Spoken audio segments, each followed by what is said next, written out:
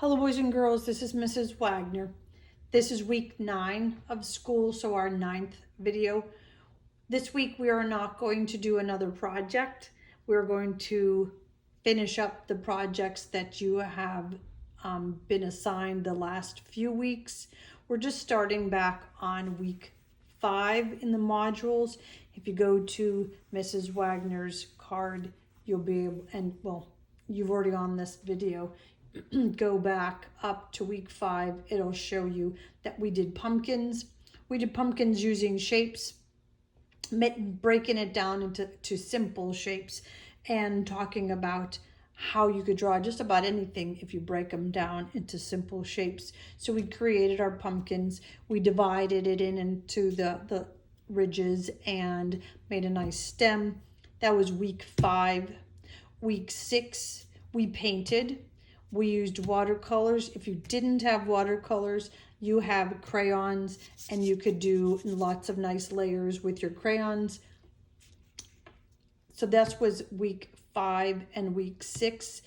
I need to have photographs of your artwork. So have an adult in your family send me a photograph. At the end of this video, I will show you my school email so that the adults in your family can know where to send them.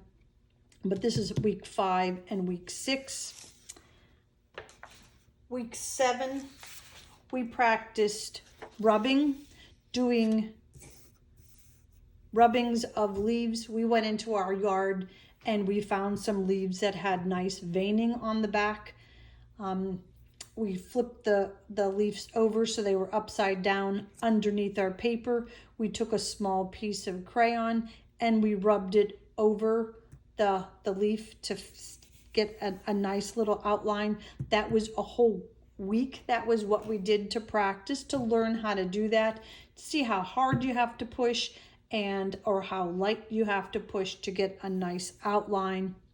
So we did that on week 7. Week 8, we did the same thing. We took more leaves. If you had more than one shape leaf, that was great. I had a couple of hydrangea leaves, a small and a large, and a small and a large maple leaf from my yard.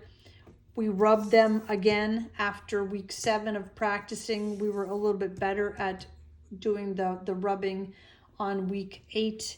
And then we used watercolors or crayons if you didn't have watercolors.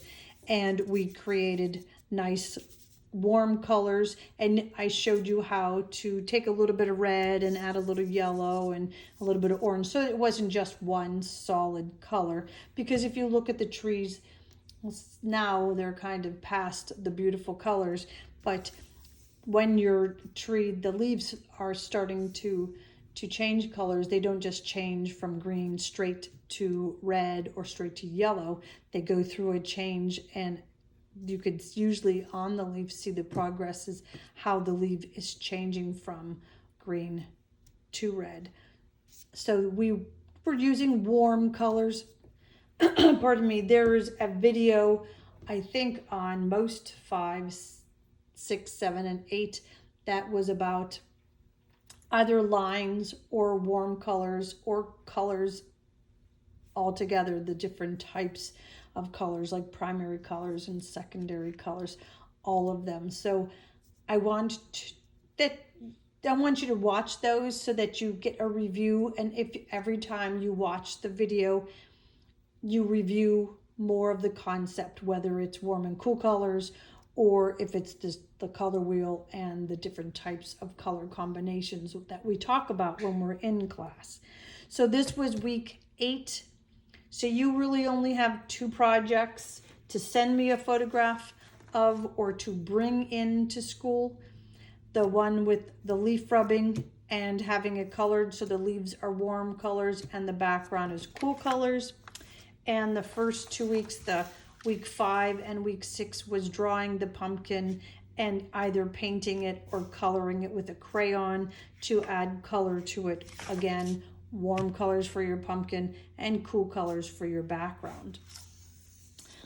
I'm going to give you, here is my school email, it's lynn.wagner@agasd, that's for Albert Gallatin Area School District.org. It's my school email. I need to have photographs for the students that are doing virtual. I need to have the photographs of your work so I can give you a grade. The little quizzes at the end of every module is just to show that you're participating. It's only worth 1 point. It is not your grade. I grade you on your artwork because this is art class. If you are a Wednesday student that goes to the school and can bring your art in, please bring it in. I do have some artwork, but not everyone's. I do need to be able to see it, whether you send a photograph to my email or send it into school. Give it to the teacher. She has a place that I can collect it when I come to school on Tuesdays. Thank you so much. Please take your time this week to either finish or just take photographs. If you have to finish the projects, go ahead and finish the projects and then send me photographs. But either way, I need to have some kind of information. I got to look at something to be able to give you a grade. So please let your moms and dads or an adult that you live with know that they need to send me photographs or you need to bring them to school. Thank you, boys and girls.